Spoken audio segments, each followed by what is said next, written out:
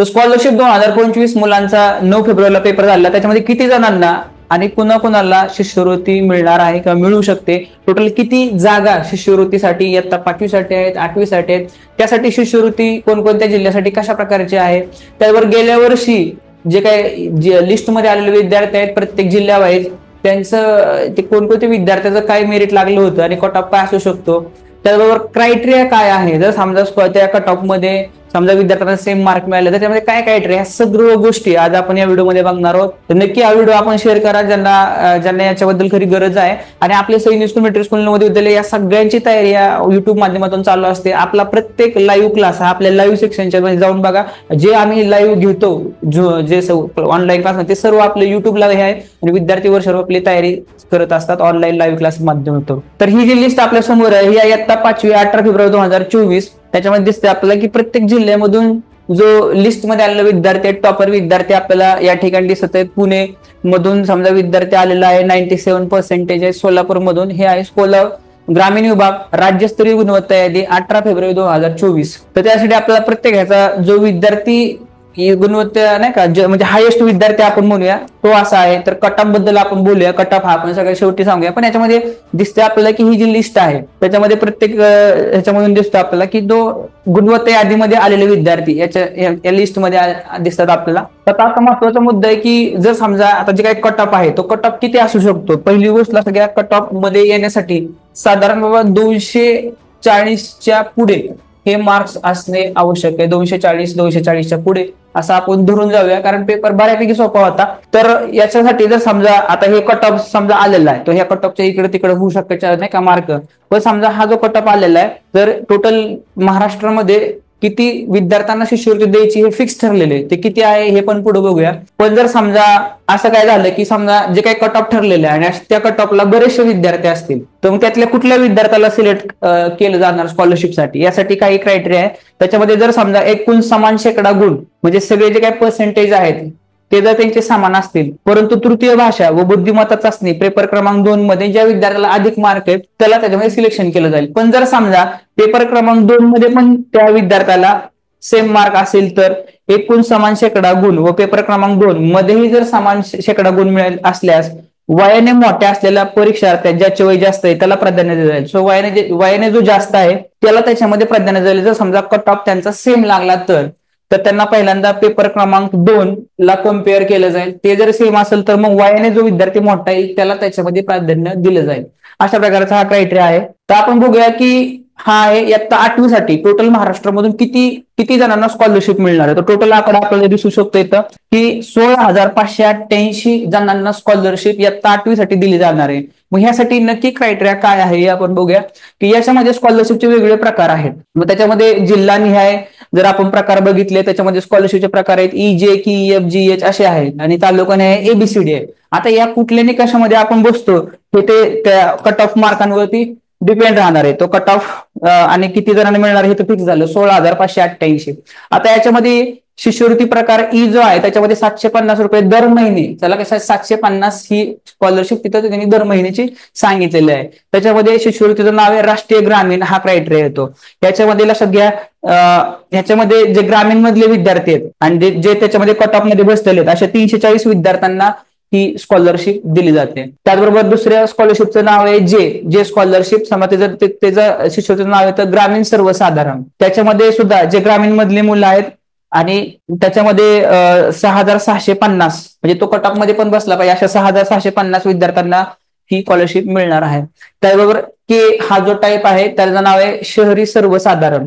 त्याच्यामध्ये सुद्धा शहरी भागातली मुलं जे आहेत त्याच्यामध्ये जे पात्र आहेत कट ऑफ मध्ये त्यामध्ये 6,430 जणांना ही स्कॉलरशिप दिली जाते. त्यानंतर जो स्कॉलरशिप टाईप आहे FGH आहे हा आहे विदर्भातल्या 11 जिल्ह्यांसाठी. जो विदर्भातले 11 जिल्हे आहेत त्यांना त्याच्यामध्ये दिलेला आहे किंवा F टाईप मधली ही स्कॉलरशिप 750 रुपये प्रति महिने आहे. त्याच्यामध्ये मुलगा आणि मुलगी दोघांसाठी आहे की ज्याच्यामध्ये 20,000 पेक्षा त्यांचं उत्पन्न कमी असलं पाहिजे आणि ते कट ऑफ मध्ये आले पाहिजे. तर अशा 145 जणांना ही स्कॉलरशिप दिली जाते. तर जी स्कॉलरशिप मध्ये फक्त मुलीसाठी 20,000 पेक्षा कमी उत्पन्न आणि पात्र साधारण 22 विद्यार्थ्यांना मुलींनाही दिली जाते.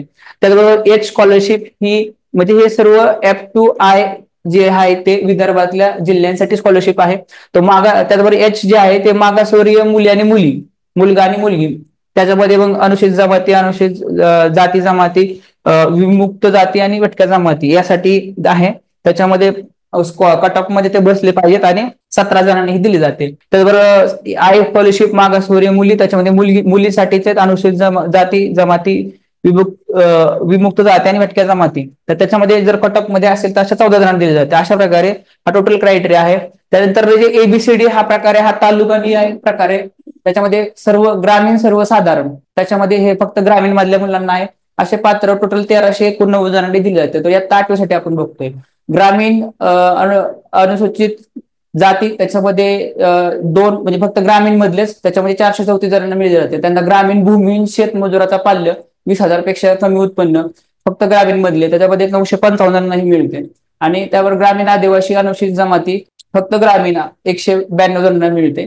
तो अशा तालुकाने, जिल्ह्याने अशा शिष्यवृत्तीचे टोटल प्रकार आहेत. आणि टोटल 16,588 जणांना ही स्कॉलरशिप मंजूर केली जाते इयत्ता 8वी साठी. तर आता आपण बघतोय सेम इयत्ता 5वी साठी.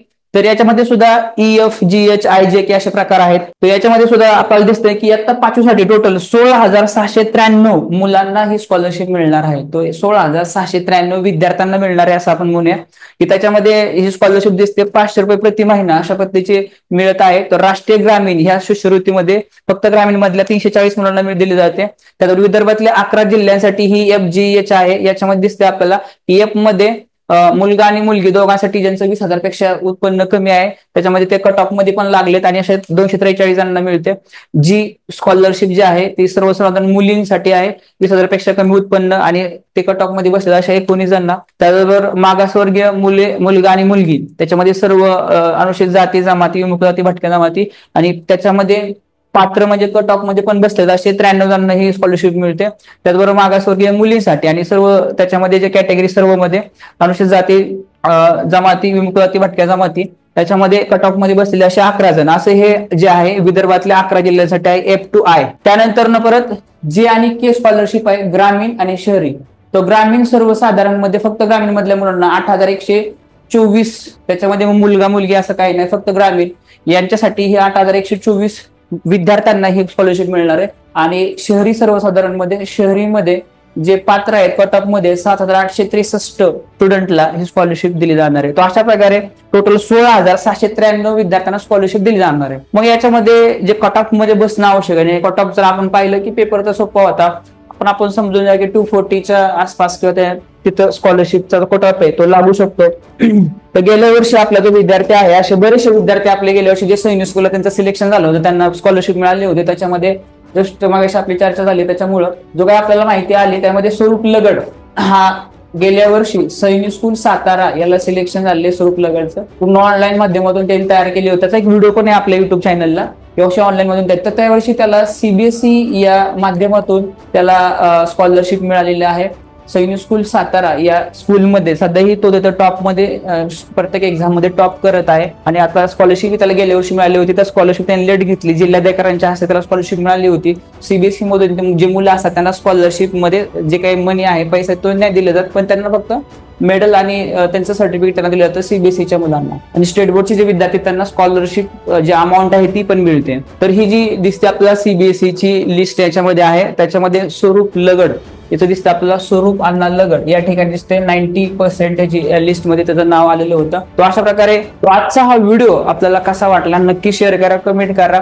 आणि सैनिक स्कूल, नवोदय विद्यालय, आता स्कॉलरशिप आणि मंथन यासारख्या स्पर्धा परीक्षांना आपण याच्या अगोदर लक्ष दिलं नव्हतं, पण आपला जो प्रतिसाद मिळाला त्याच्यामुळे आम्ही याच्यामध्ये लक्ष घातलेलं आहे. त्यामुळे या सर्व स्पर्धा परीक्षेची तयारी आपल्या चॅनलवरती चालते. आपल्या प्रत्येक लाईव्ह क्लास जे मुलं वर्ष ऑनलाईन तयारी करतात त्याची आपल्याला जर पाहिजे असेल तर आपल्या युट्यूबच्या लाईव्ह सेक्शन मध्ये जाऊन आपण प्रत्येक व्हिडिओ पाहू शकता.